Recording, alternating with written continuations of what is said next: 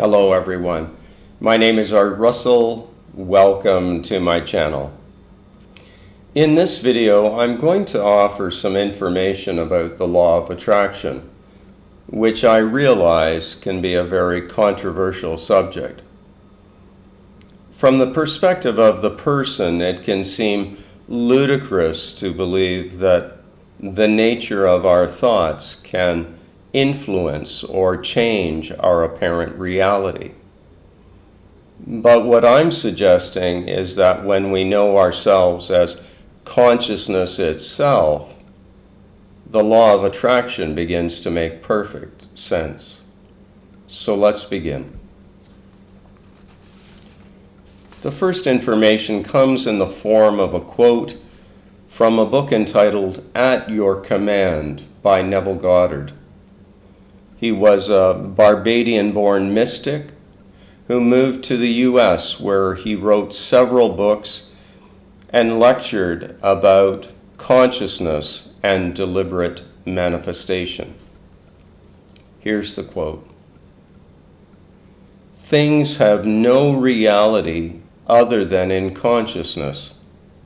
Therefore, get the consciousness first, and the thing is compelled to appear." Now, this is very different from the way that we've been conditioned to interpret the world. We've been conditioned to believe that apparent objects and persons have discrete, independent existence. But this is not the case in the consciousness-only paradigm of reality. Things, objects, apparently exist in consciousness and are made of consciousness. The next information comes in the form of two quotes from a book entitled You Can Get What You Want If You Find It Within Yourself by Robert A. Russell. He was obviously an author, a publisher, and a teacher of the New Thought movement.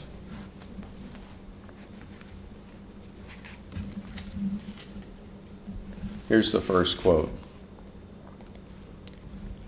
"Your consciousness, then, is the most important thing in your life. Indeed, it is your life. It is you. It is everything you are, have, or ever hope to have. As your consciousness is, so are you. As your consciousness goes, so goes the man," and I'm adding, or woman. "On the material plane, you bear the same relation to your consciousness as a cork bears to the water in a basin. If you let the cork represent yourself and your circumstances, and the water your consciousness, you will see that the raising or lowering of the cork depends not upon the cork, but upon the level of the water." So he's stating that the higher concept you have of yourself in consciousness, the better the apparent circumstances that you'll see reflected in your environment. That's directly connected to what we're thinking, what we're envisioning for our character within this waking state reality. And the second quote, "It is impossible to change circumstances until the consciousness has been changed. Man or woman works from the outside in, while God works from the inside out. So these quotes are stressing the importance of envisioning first in mind, having a good mental blueprint of what we desire to experience, and to impress that on the subconscious mind, where it will later be reflected as our apparent reality. The next information comes in the form of 3 quotes from a book entitled 3 Magic Words by Ewell Stanley Anderson. He was a professional football player, obviously an author, and an influential figure in the New Thought movement.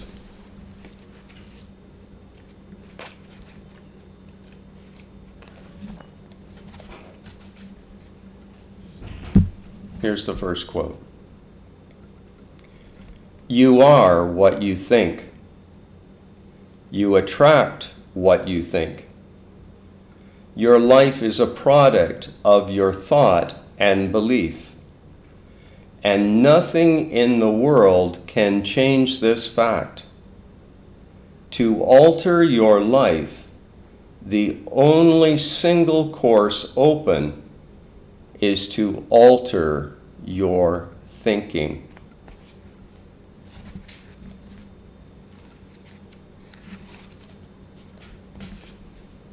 And the second quote, Pascal says, thought constitutes the greatness in man. Schopenhauer says, the world is my idea. The Vedanta philosophy of ancient India says that matter has no existence independent of mental perception.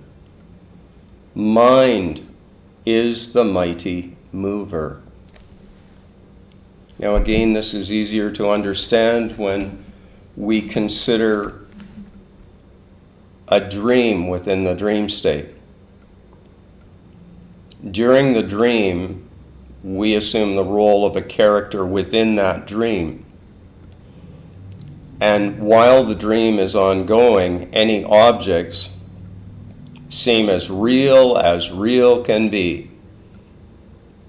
But when we merge once again with waking state reality, it's obvious to us that a brick building within the dream wasn't made of bricks. It was made of consciousness, or mind, which is consciousness in motion.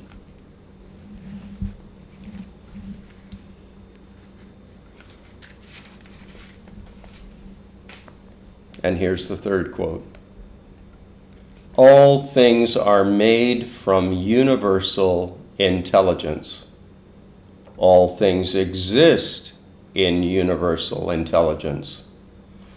All form proceeds from thought, and thought is the first cause for all things. We are able to choose what we will think, and once having chosen, nothing can stop our decisions from becoming real in the physical world. Thus, the law of attraction is the law of choosing thoughts. Whatever we choose to think, we will think, and whatever we think becomes real in our lives.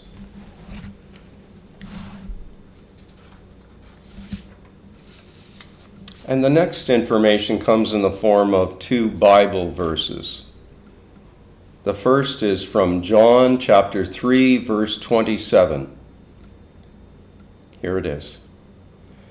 A man, and I'm adding woman, can receive nothing except it be given from heaven. Heaven? Consciousness. what we either fear or revere in consciousness will be expressed as our apparent reality.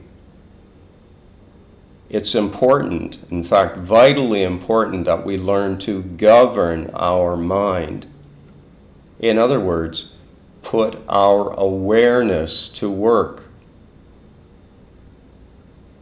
The more we practice being aware of what we're thinking and feeling, the more we'll be enabled to choose thoughts, good thoughts, wisely. And the next verse comes from Galatians chapter 6, verse 7. Be not deceived, God is not mocked. For whatsoever a man or woman soweth, that shall he also reap.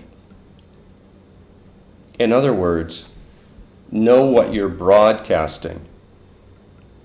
Know which thoughts you're entertaining. And the more we do this, the more we become a effective, deliberate creator. Not creator, the more we attract circumstances that we desire, that are favorable.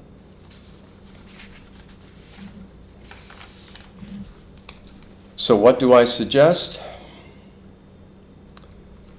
What I suggest is using our awareness positively. We can begin today, right now, whenever you see this video, if it feels right for you. There are two main times of the day that we can employ to our benefit. The first is the drowsy state at night when we're getting ready for sleep, unless we're a shift worker. And the second period is in the morning when we're still groggy, when awareness is rising out of, or merging with the waking state reality. During those periods, it's very beneficial to think favorable thoughts or envision a scene that implies you already have what you desire: greater wealth, better health, better relationships. The key is, don't concern yourself with the how or the way in which this can come about. Go directly to the end scene. And if you don't really like to visualize, I would suggest that you could at least think this. Something like, why does life always work out in my favor? Just replaying that thought. Why does life always work out in my favor as you drift off to sleep? Or again, you could use that in the morning. Or you might think, something wonderful is going to happen to me today. Expect it. As we expect better circumstances, especially, some say that we don't have to believe it. I believe that we at least need to get to the point where it can feel natural that better life circumstances could be ours to enjoy. If you've liked this video or found it useful or helpful, I invite you to share, subscribe, and like. More information is available through my free articles at thinktwice.me and also through my book entitled This Taste of Flesh and Bones, available from Amazon. Thank you very much for watching. I look forward to seeing all of you again soon. Bye for now.